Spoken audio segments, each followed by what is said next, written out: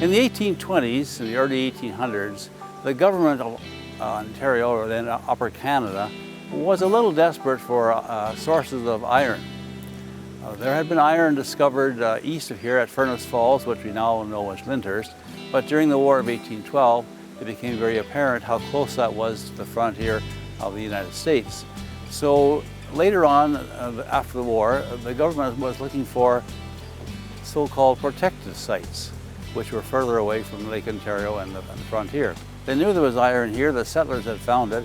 The rock in this area, a lot of it is very black, indicating the presence of iron magnetite, and some of it even has streaks of red in it, indicating rust, like it's so concentrated rust. And so they knew this was a good area to search for iron ore. So in 1821, the first man to explore for it was Charles Hayes, young immigrant from Ireland, and he started poking around on the shore of Bow River because that was where the iron ore and the rocks were most evident. So that's why this ironworks was established here. His exploration set off about 50 years of iron ore exploration in this area, and there are a number of companies and individuals who tried to find a substantial amount of iron ore here and in Blairton and Belmont and other mining centers nearby.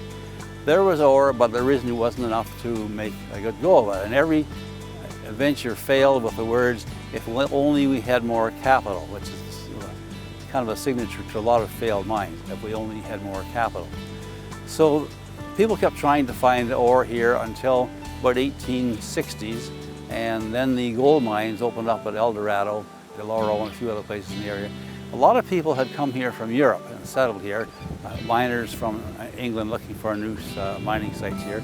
As soon as the iron ore seemed to be running out and they were finding gold, they abandoned this place, went over to El Dorado and a few other places. But that only lasted a couple of years, and they ran out of gold there. The iron exploration here never really grew much more until about a century later, when a huge deposit of it was found just east of Marmora, and that's a story for another day. The other problem with Marmora was that it was a protected site, but it was protected from everything. It was too far away to get the heavy ore out to the Lake Ontario or elsewhere. There was no railway at that time, certainly. There were no roads, there was no continuous waterway, and so they had difficulty moving any great amounts of iron ore out if they hadn't been able to find enough to make it worthwhile.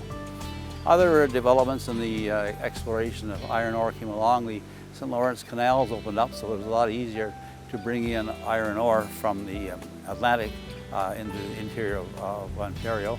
And then the Wisconsin iron ore deposits, which were huge, were discovered later on in the 1800s, and that pretty well ended any kind of small operations in eastern North America.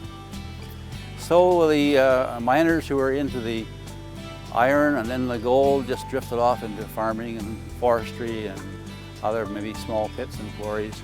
And the name of Charles Hayes drifted off into obscurity on a plaque. And that's a plaque to help us remember the people who helped establish our history. So take a trip out here, look around. There's lots of other plaques about the mines. See you on the road.